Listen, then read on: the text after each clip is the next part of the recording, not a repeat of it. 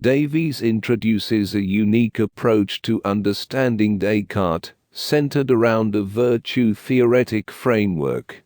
He begins by questioning why Descartes, considered the father of modern philosophy, pursued a method of inquiry that was not widely adopted by others. Davies argues that the image of Descartes as the influential figure in the history of philosophy is not entirely accurate. Instead, he suggests that the true Descartes had a different approach to inquiry and knowledge, one that was dismissed as overly speculative. Ultimately, Davies asserts that Descartes' significance lies in the fact that he diverges from the typical notion of the father of modern philosophy. The book delves into various aspects of Descartes' philosophy, offering both insightful commentary and original perspectives. Davies emphasizes the virtue-theoretic framework, particularly focusing on the concept of doxastic rectitude, which serves as a balance between the vices of credulity and skepticism. He argues that this approach captures the essence of good self-governance, portraying it as a matter of character, rather than rigid adherence to rules. By applying this framework, Davies believes we can gain a deeper understanding of Descartes' philosophical journey. The book's structure reflects this emphasis, with chapters dedicated to exploring credulity as a vice, skepticism as another vice, and doxastic rectitude as a virtue. Credulity, he posits, is an inherent inclination in humans to rely heavily on sensory experiences for understanding the world. Despite Descartes' early doubts about the reliability of sense-based beliefs, the allure of empiricism lingered until he found solace in skepticism. Skepticism, on the other hand, is the disposition to withhold acceptance of what we know to be true.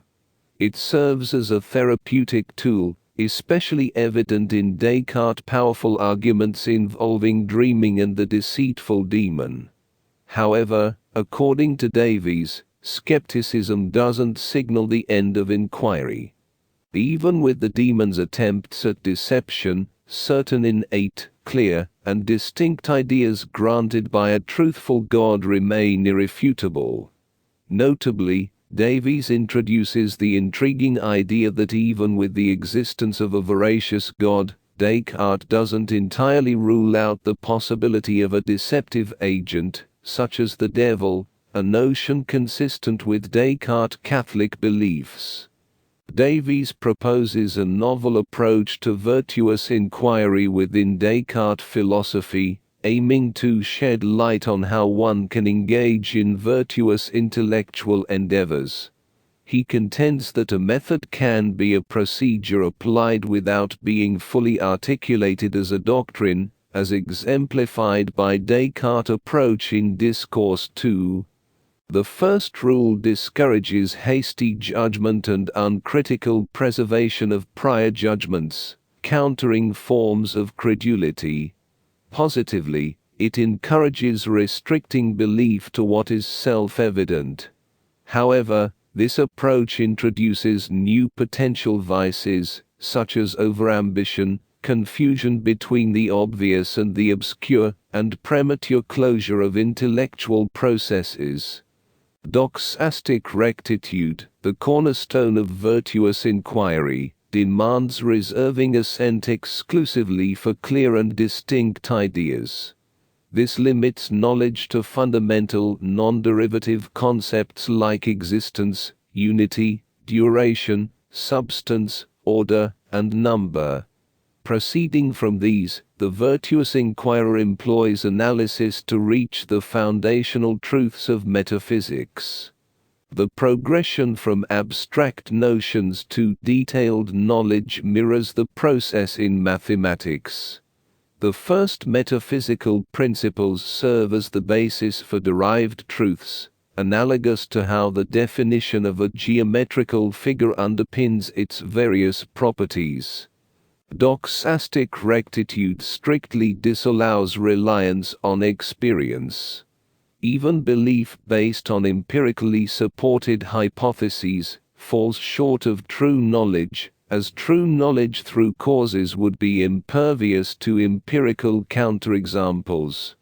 Despite this, Descartes conducted experiments, considering them helpful guides in the early stages of inquiry.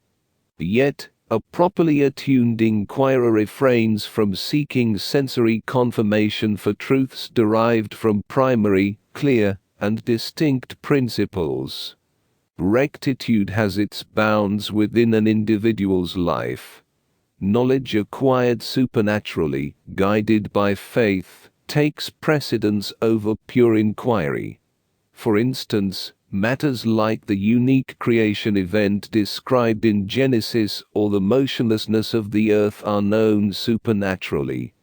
While Davies introduces intriguing discussions on Cartesian skepticism and provides a nuanced interpretation of meditation IV, his virtue-theoretic framework doesn't significantly deviate from more traditional readings. For instance, Daniel Garber's treatment offers a similar Descartes focused on overcoming reliance on the senses and embracing skepticism as a therapeutic tool. Davies also addresses the alleged contrast between Descartes as a proponent of doxastic rectitude and one who employs methodological rules. However, rules require judgment in application, a point Descartes himself emphasizes. Regarding Descartes' paternity of modern philosophy, Davies suggests two conflicting thoughts. First, Descartes' unwavering commitment to a veracious God may have hindered him from separating epistemology from theology. Second, Descartes' staunch a priorism may have limited empirical knowledge. The latter notion is met with ambiguity in Davies' assessment, describing a priorism as both weird yet coherent and responsive to legitimate epistemological demands. Ultimately, Descartes' influence on fruitful lines of philosophical inquiry remains the true measure of his impact on modern and contemporary philosophy.